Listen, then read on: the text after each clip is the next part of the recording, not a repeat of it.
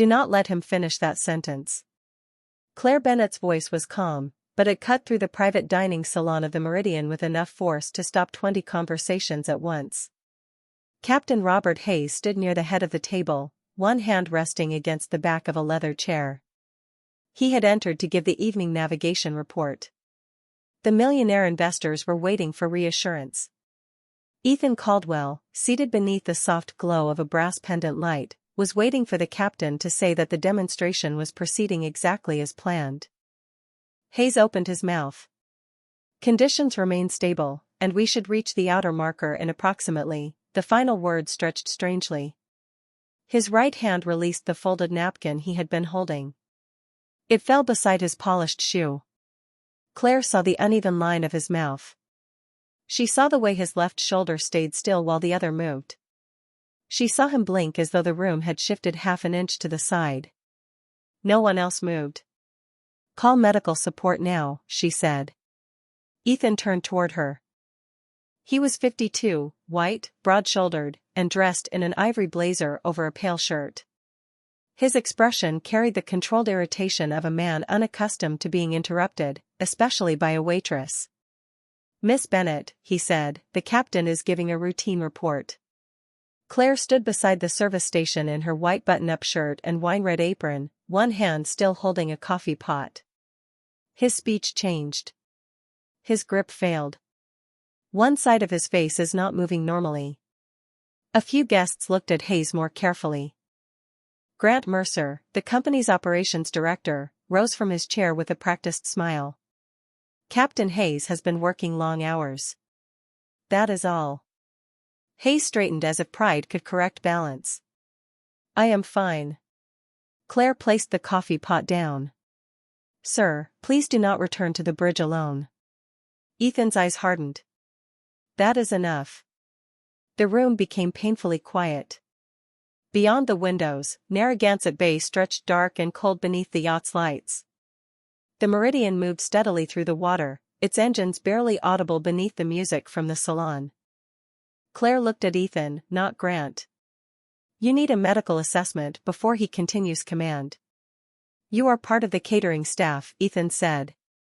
"You are not here to evaluate my captain." Claire did not lower her eyes. "Then ask someone who is." Grant stepped between them. "We have a first officer on duty. The vessel is operating under automated assistance. There is no emergency." Captain Hayes reached for the table to steady himself. His fingers missed the edge. Claire moved forward, but Ethan lifted one hand. "Return to your station." The order was quiet. Final. Designed to protect the dinner from discomfort. Captain Hayes looked at Claire for one brief second. There was apology in his eyes, and something else. Fear. Then Grant guided him toward the corridor leading to the bridge. Claire watched the captain's left foot drag slightly across the carpet. "Mr. Caldwell," she said. Ethan turned back toward his guests. "Do not let the system make the next decision for you." His jaw tightened. "Leave the guest area." Claire untied her apron, folded it once, and placed it beside the untouched coffee service. She stepped into the passageway just as the salon doors closed behind her. For 3 seconds, there was only the hum of the engines. Then a sharp alarm sounded from the bridge. Another followed. Glasses trembled against the tables. Somewhere above them, something heavy struck the floor. Ethan rose so quickly that his chair slid backward. The investors stared at him, waiting for the man who always had an answer. He stood perfectly still. Claire was already running toward the stairs. Claire reached the upper passage before Ethan did. The alarm pulsed through the yacht in short electronic bursts, each one followed by a recorded voice announcing a navigation fault. At the bridge entrance, First Officer Daniel Brooks was pulling at the security handle. The door would not open. Through the reinforced glass, Captain Hayes was slumped sideways in the command chair, still conscious but unable to reach the controls. One hand rested against his chest. The other had fallen beside the seat. "The lock engaged when he hit the console," Daniel said. His voice was controlled, but his breathing was not. Ethan arrived behind Claire, followed by Grant and 2 crew members. "Override it," Ethan ordered. Daniel entered a code on the wall panel. A red light flashed. "Access denied." "The captain's command lock has priority," Daniel said. "I need bridge authorization from inside, or the emergency release from the auxiliary station." Grant looked through the glass at the displays. "The automated system is still active. It will hold course until the lock resets." Claire moved closer to the window.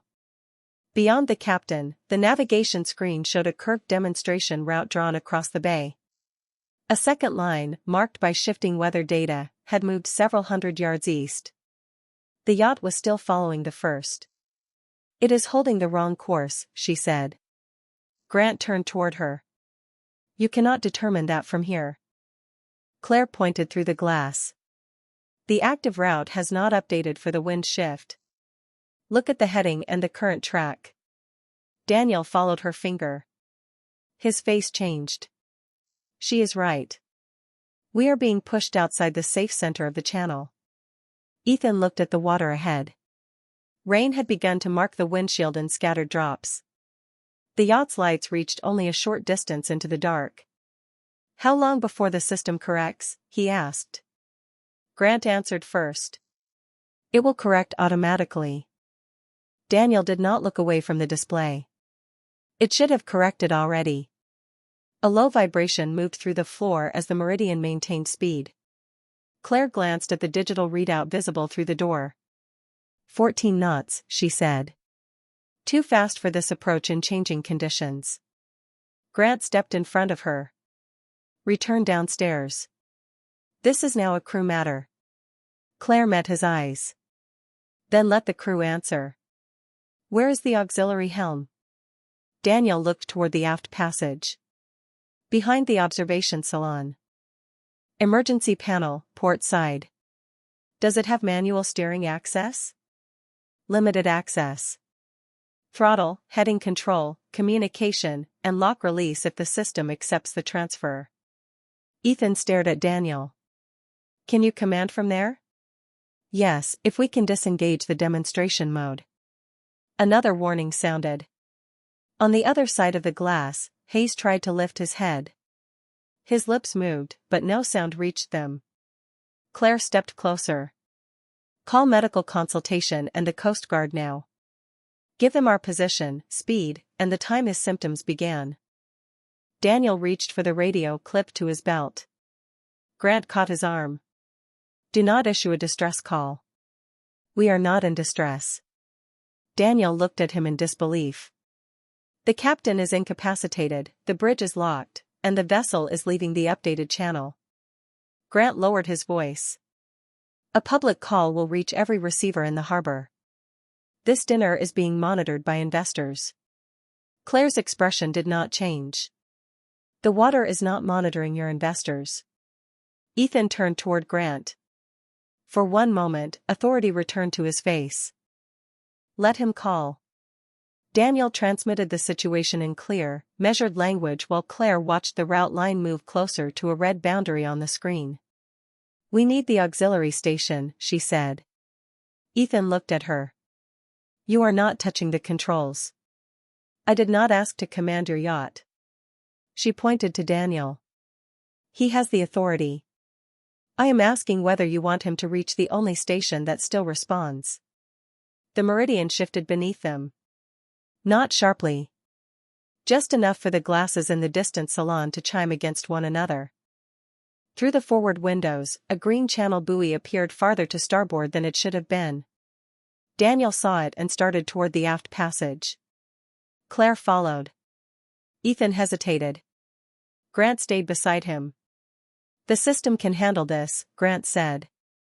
Ethan looked through the locked bridge door at Captain Hayes, then toward Claire disappearing down the corridor. The yacht continued at 14 knots. For the first time that evening, Ethan did not know which voice represented control and which one only sounded like it. The auxiliary station was hidden behind a paneled door at the rear of the observation salon, less than 40 feet from the investors who were now standing between abandoned plates and half-filled glasses. Daniel unlocked the cabinet and exposed a compact control panel, a communications handset, 2 throttle levers, and a narrow display showing the Meridian's heading. Claire moved beside him, but she did not touch anything. "You have command," she said. "Say it out loud." Daniel glanced at her. "I am assuming command as first officer." "Good. Now make every order yours." Ethan entered the salon with Grant close behind. Rain streaked the windows. The green channel buoy had shifted farther toward the yacht's right side, a quiet sign that the current was carrying them offline. Daniel entered his credentials. The panel flashed restricted access. Demonstration mode active. "I need executive authorization," he said. Ethan looked at Claire. "Why do you know what he needs?" "Because emergency stations are designed around the same failures people keep pretending will never happen." Grant gave a short, humorless laugh. "She serves dinner at the marina." Claire kept her attention on the heading display. "I also spent 8 years with the United States Coast Guard. Maritime response coordination, small boat operations, and emergency navigation training." Daniel looked at her fully for the first time. "You are certified?" "My credentials are not current for command, and this is not my vessel." "That is why you are standing at the controls." Ethan's face tightened. "Why did you leave?" "My father became ill. I came home." The answer was simple, almost private, and it closed the subject. Daniel tried the transfer again. The display remained red. Claire leaned closer, reading the route data without touching the screen. "The program turn assumes a northwest wind at 8 knots. We are getting closer to 18 from the east." Daniel checked the live instruments. "She is right. The system should compensate," Grant said. "It cannot compensate for a route locked to presentation parameters," Claire replied. "Not if someone disabled adaptive correction." Grant's eyes moved toward the panel. Claire saw it. So did Ethan. Another alarm sounded from the bridge. Daniel reached Captain Hayes through the internal handset, but the captain's reply was slow and incomplete. "Medical consultation is on the line," Daniel said. "They want the time symptoms were first observed."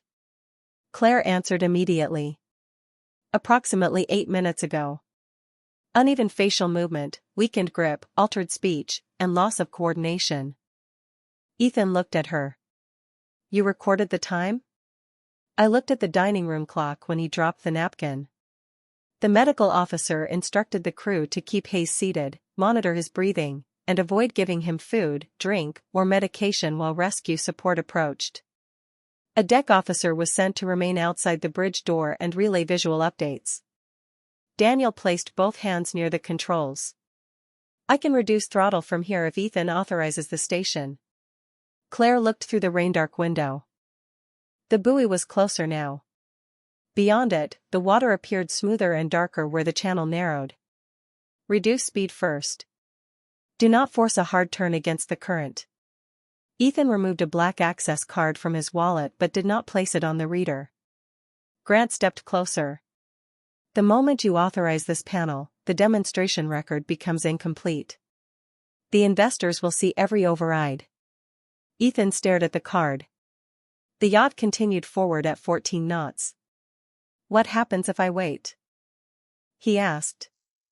Daniel answered, but his eyes stayed on Claire.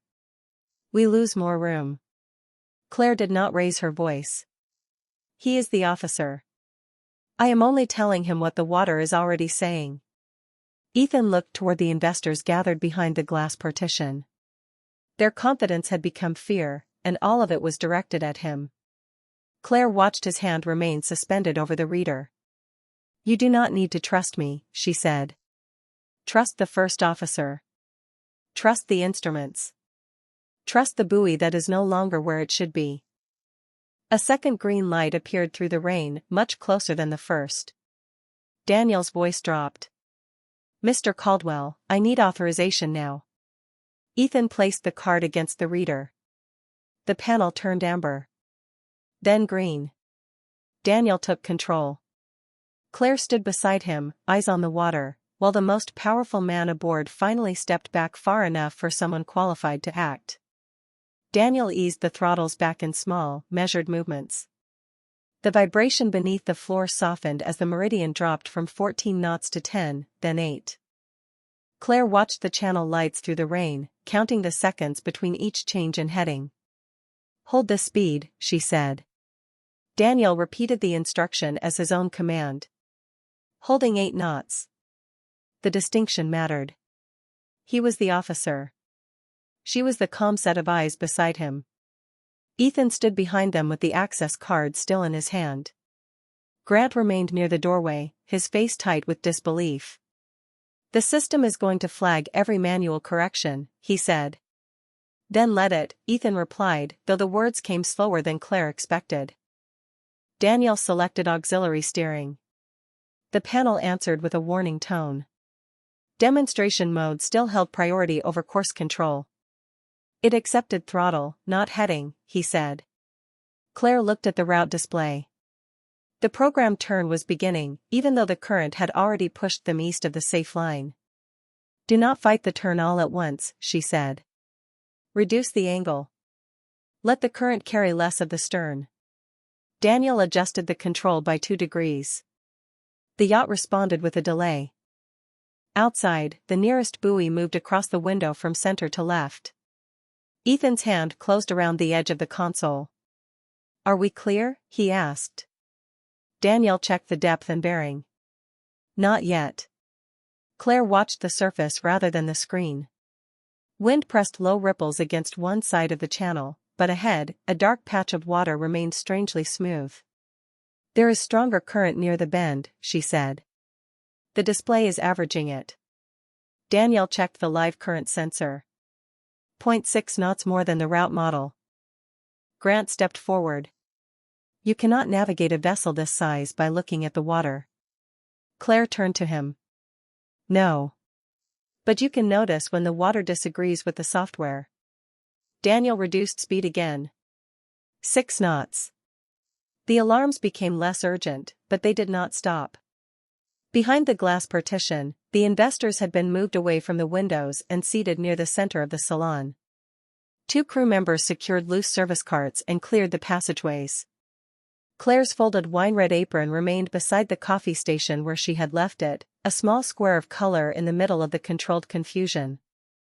The medical officer called through the handset. Captain Hayes was still responsive. Rescue support was approaching from Newport, but the meridian needed to remain stable long enough for the team to come alongside. Daniel relayed the update. Ethan looked toward the locked bridge above them. "Can we open that door from here?" "Once the system releases command priority," Daniel said. "Right now it still recognizes Captain Hayes as active master." Claire studied the auxiliary screen. A small icon flashed beside the route lock. "There is a secondary authorization path," she said. Daniel followed her gaze. Executive confirmation and officer command together. Grant moved between Ethan and the reader.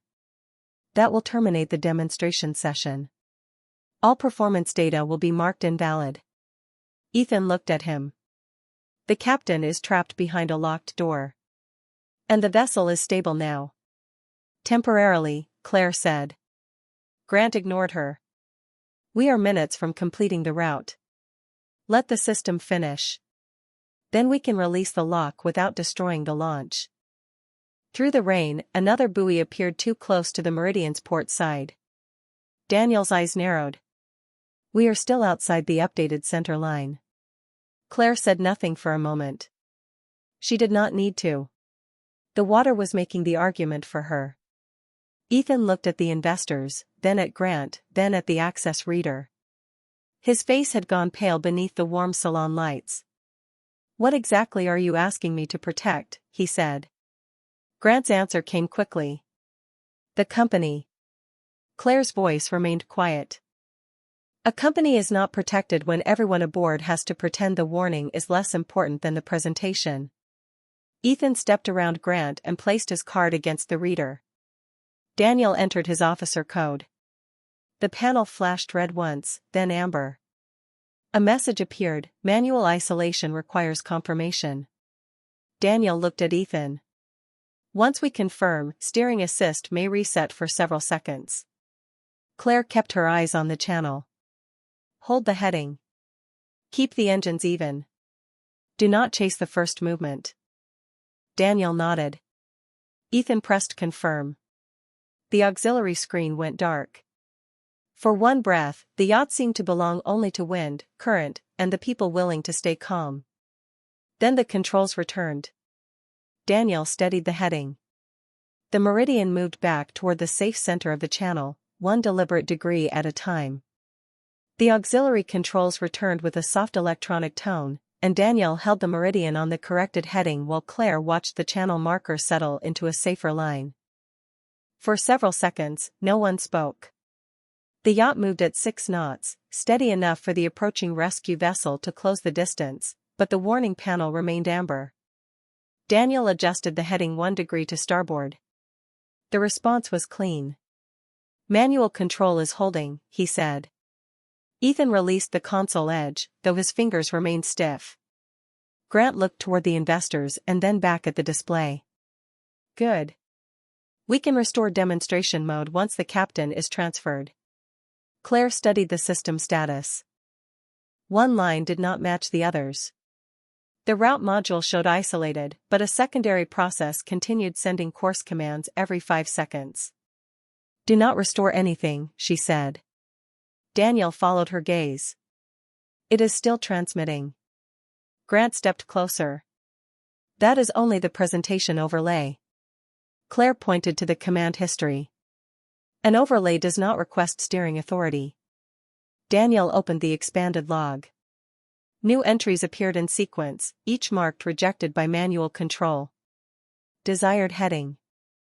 Course correction. Route priority. The system was not confused. It was repeating the same instructions exactly as designed. It is trying to return us to the demonstration route, Daniel said. Claire nodded. Because the weather update never became part of the route model. Ethan looked at Grant. You said the system would adapt. It was supposed to. That is not what she said. Claire kept her voice level. The software is not failing to follow its instructions. It is following instructions that should never have remained active. Daniel searched the pre-departure configuration. A notice appeared beside the adaptive correction setting. Disabled by executive authorization. He read the timestamp aloud. 2 hours before departure. Grant's name appeared beneath it. The salon seemed to grow quieter, even with the rain against the windows and the rescue radio sounding from the handset. Ethan stared at the authorization record. You disabled the correction. Grant shook his head. Temporarily. The changing route graphics were causing instability during the rehearsal. So you locked the vessel to a presentation course. The conditions were within acceptable limits when we departed. Claire looked through the window at the buoy lights shifting in the rain. Conditions changed. Grant turned toward her. We had multiple safety layers. And each one depended on someone admitting the demonstration should stop. Daniel pulled up the full system log. 2 warnings had been entered before departure. The first reported a mismatch between live wind data and the programmed route. The second recommended postponing the demonstration until adaptive correction passed verification. Both had been acknowledged and closed under Grant's credentials. Ethan's face lost what little color remained. Why was I not shown this? Grant's answer came quickly. Because the engineering team was being overly cautious. Delaying tonight would have cost us the contract. And continuing could have cost more than a contract, Daniel said. Grant ignored him. The system is stable now. No one was harmed. We should keep this contained until we understand the data. Claire looked at him. The data already understands what happened. A crew member called from the upper passage. The emergency lock had released. Captain Hayes could now be reached, and the rescue team was preparing to come alongside. Daniel assigned 2 crew members to assist under medical guidance, then returned to the system log. Claire noticed a paper folder wedged beside the auxiliary communications cabinet. It carried Captain Hayes's name. Inside was a handwritten request dated that morning. He had reported dizziness, a severe headache, and difficulty focusing. At the bottom, he had asked to be replaced before departure. A typed response was clipped behind it. Attendance is mandatory. Replacement will be treated as failure of duty. Ethan read the line without blinking. Grant's initials appeared beside the final sentence. Claire placed the page on the console between them. The captain warned you too. Grant looked at Ethan, not at her. He was tired.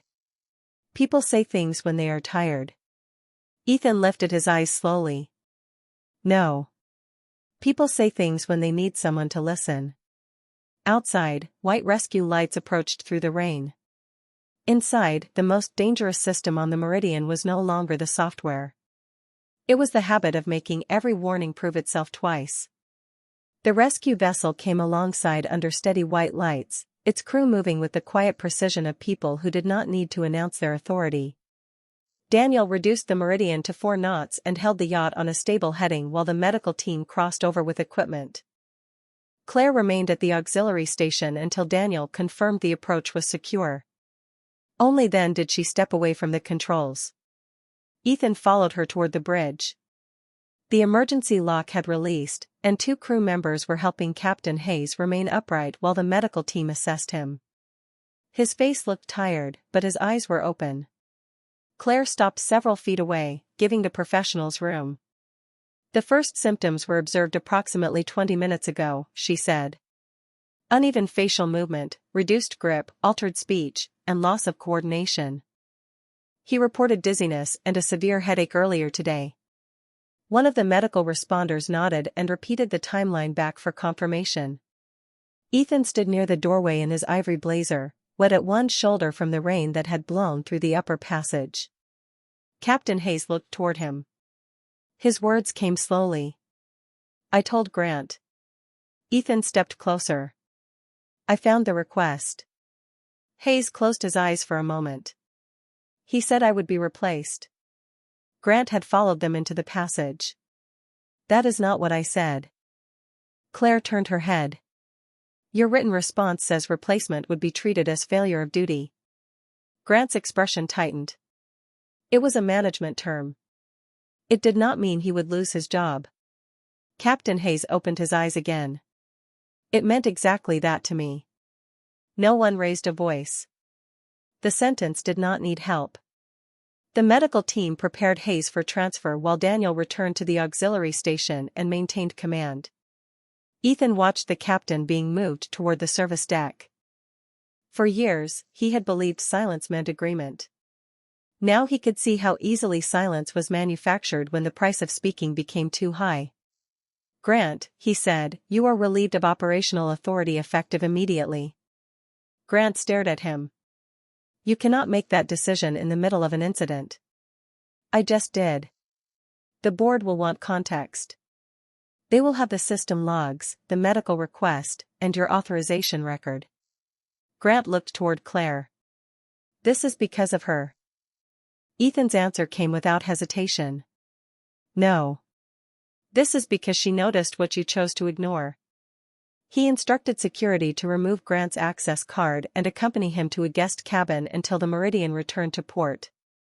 Grant did not resist, but he continued speaking as he was led away. He mentioned investors, contracts, jobs, and the cost of panic. Each word sounded smaller than the last. On the service deck, the rain had weakened to a fine mist.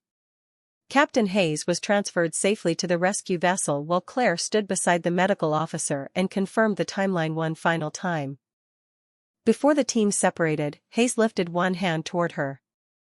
You saw it, he said. Claire nodded. You tried to tell them. His eyes moved to Ethan. I tried to tell you. Ethan accepted the words without defending himself. I know. The rescue vessel pulled away toward Newport, its lights shrinking across the dark water. Daniel announced that the Meridian was stable and cleared to return under manual control. The investors remained inside the salon, silent now, their untouched dinner cooling beneath the soft lights. Ethan walked back to the auxiliary station and looked at the printed medical request beside the system log. Claire retrieved her folded wine-red apron from the coffee station but did not put it on. "The public relations team will prepare a statement," Ethan said. "They will call it an unexpected medical event." Claire looked at him. Was it unexpected? He stared at the captain's handwriting. The warning had been there before the yacht ever left the dock. "No," he said. For the first time that evening, the truth did not freeze him. It gave him somewhere to stand. The Meridian turned toward Newport under Daniel's command, moving at a controlled speed while the last of the rain faded against the windows. Inside the observation salon, the investors sat beneath warm lights with untouched dessert plates and silent phones. No one asked when dinner would resume. The evening had already changed into something no menu could repair. Ethan stood near the auxiliary station while his public relations director spoke through a secure call. Her voice was calm, efficient, and ready with language designed to close doors. "We recommend describing this as an unforeseen medical event complicated by temporary navigation irregularities," she said. "We should emphasize that automated safeguards functioned as intended." Ethan looked at the system log in front of him. Adaptive correction disabled. Warnings acknowledged and closed. Captain Hayes's written request rested beside it. "The safeguards did not function as intended," he said. There was a pause. "Then we should avoid technical detail until council reviews exposure." "And the captain's warning?" "Personnel records should remain confidential." Ethan looked toward Claire. She stood near the window with her folded wine-red apron over one arm, watching the harbor lights grow closer. She had not joined the call. She had not demanded anything. That made the choice harder to avoid. The public relations director continued. "We can say the captain experienced symptoms without prior indication. That keeps the statement factual and prevents unnecessary speculation." Ethan picked up the draft that had been sent to the salon printer. The first line called the incident unpredictable. The second blamed changing weather. The third praised executive response. He read it twice. Then Claire crossed the room and placed Captain Hayes's handwritten request beside the statement. She did not cover the words. She did not point at Grant's initials. She only aligned the 2 pages so Ethan could see them together. "You already ignored the truth once tonight," she said. Her voice was low enough that only he and Daniel heard it.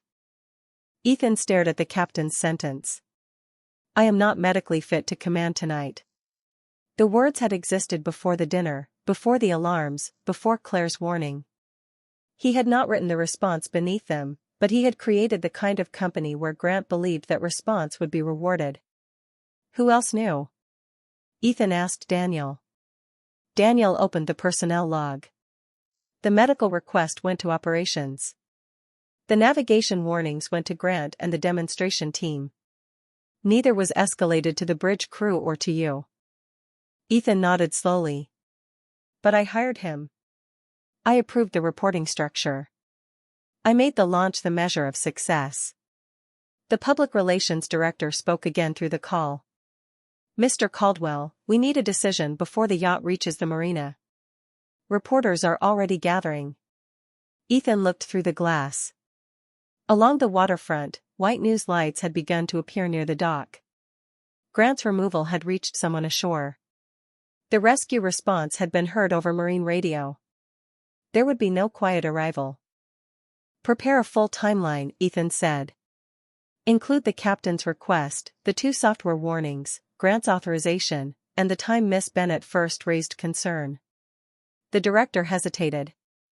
"That will create significant liability." "The liability already exists. The board may oppose disclosure. Then the board can oppose it on the record." He ended the call.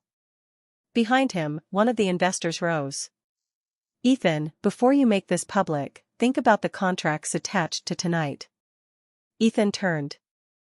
The man had invested $20 million in the navigation system. Until an hour earlier, that number would have controlled the room.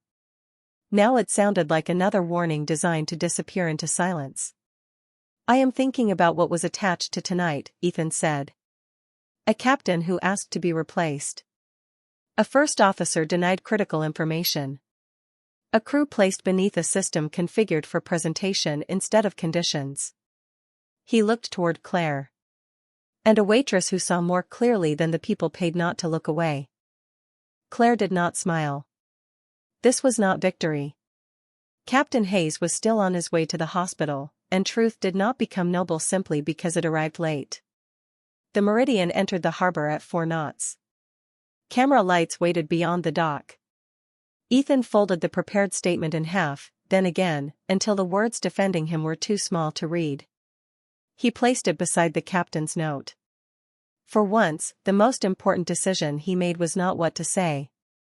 It was what he refused to hide. The Meridian reached the Newport Marina beneath a wall of white camera lights. Daniel guided the yacht into position while the deck crew secured the lines and confirmed that all passengers could disembark safely. Ethan remained inside the salon until the final command was complete. Then he picked up Captain Hayes's handwritten request, the system warning log, and the folded public relations statement. Claire stood near the service station in her white button-up shirt, the wine-red apron still resting over one arm. You do not have to come outside, Ethan said.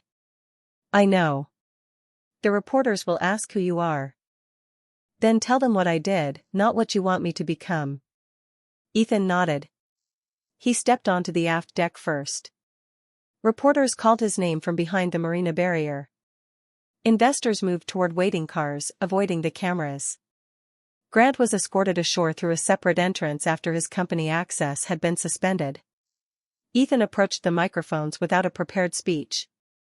The harbor wind moved the edges of his ivory blazer. Tonight's navigation demonstration has been cancelled, he began. The Meridian returned under manual command after Captain Robert Hayes experienced a serious medical emergency. Questions rose immediately, but Ethan continued. The captain had reported symptoms before departure and requested to be replaced. That request was denied by our operations director. 2 technical warnings concerning the demonstration route were also closed without proper review. The cameras became still. Claire Bennett, a member of the catering staff, recognized the captain's symptoms during dinner and called for medical support. I dismissed her warning. Claire remained near the salon doors, outside the brightest lights. Ethan looked back at her once before facing the microphones again. She later assisted First Officer Daniel Brooks in evaluating the conditions and restoring safe manual control. Mr. Brooks retained command of the vessel throughout the response. Miss Bennett's experience and judgment helped prevent a medical crisis and a navigation failure from becoming worse.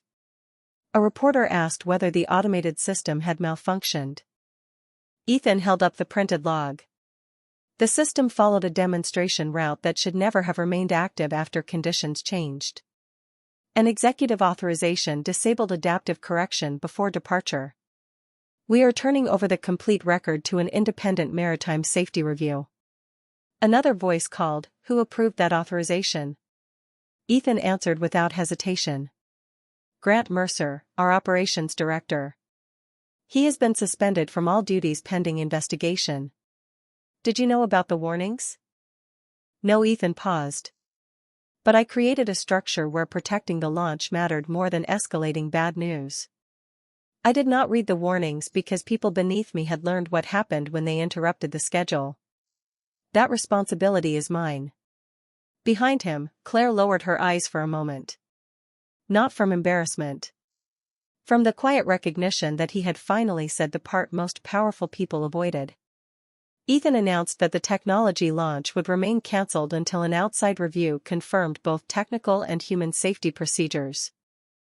The company would also pay for Captain Hayes's medical care without requiring any private settlement or silence. One investor asked what the delay might cost. Ethan looked toward the dark water beyond the dock. Less than pretending tonight did not happen. When the questions ended, he returned to Claire. Captain Hayes is stable, he said. The hospital confirmed he is receiving treatment. Claire released a breath she had been holding since the dining room. Ethan extended a sealed envelope. This is a personal bonus. She did not take it. I do not want money for noticing a person in trouble. Then tell me what you do want. Claire looked toward the crew standing near Daniel, exhausted but still completing the final safety checklist. A written right for any employee to stop a departure when there is a credible safety concern. Medical reports must go directly to an independent team. Operations cannot close them. And no one loses a shift, a promotion, or a job for saying something inconvenient. Ethan lowered the envelope. You have thought about this before. Claire folded her apron once more. People at the bottom think about consequences long before people at the top are forced to. Ethan looked at the reporters, the cancelled launch banners, and the yacht that had returned safely only after several ignored voices became impossible to dismiss. Put it in writing, he said. Claire met his eyes. You first. Ethan understood. Before asking her to trust another promise, he would have to sign it. 4 months later, the Meridian remained tied to the Newport Marina beneath a clear autumn sky. Its navigation system had been rebuilt, tested, and reviewed by an independent maritime safety board. The demonstration module no longer held authority over active steering. Every software warning now went directly to the bridge crew, the engineering team, and an outside safety officer at the same time. Grant Mercer was no longer employed by Caldwell Ocean Technologies. The investigation confirmed that he had closed technical alerts and pressured Captain Hayes to work despite documented symptoms. Ethan released the findings without removing his own name from the responsibility section. Captain Hayes was recovering steadily. He had not returned to command, but he attended the final safety review with a cane in one hand and Daniel Brooks beside him. No investors were invited. No cameras waited at the dock. The morning belonged to the crew. Claire arrived in a white button-up shirt and dark slacks. Her wine-red apron was folded inside her work bag, not discarded, only carried forward. Ethan met her beside the boarding ramp in his ivory blazer and handed her a document with 3 signatures already in place, his own, the board chair's, and the independent safety director's. The first policy gave every employee, contractor, and service worker the right to request an immediate safety pause without losing pay or future assignments. The second sent all medical concerns directly to an outside clinical team. The third prohibited any business officer from overriding a safety decision. Claire read every page before looking up. There is no expiration date, she said. There should not be. And no exception for investor events. No exception for anything. She closed the document. Ethan handed her a second folder. Inside was an offer to lead the company's new Human Maritime Safety Division. The department would report to the board, not operations. Its budget could not be reduced without independent approval. Claire looked toward the Meridian. I will not be used as proof that the company has changed. Then do not let us use you, Ethan said. Make us prove it. She studied his face. The answer was imperfect, but honest. I accept under one condition. Ethan waited. Captain Hayes helps design the reporting system. Hayes, standing several feet away, smiled faintly. I was hoping you would ask. The first test voyage began just after 9. Daniel held command from the bridge. Claire stood at the observation station, checking the live weather feed against the route model. She did not touch the wheel. She did not need to. Every officer knew who held authority, and every crew member knew they could stop the voyage if something felt wrong.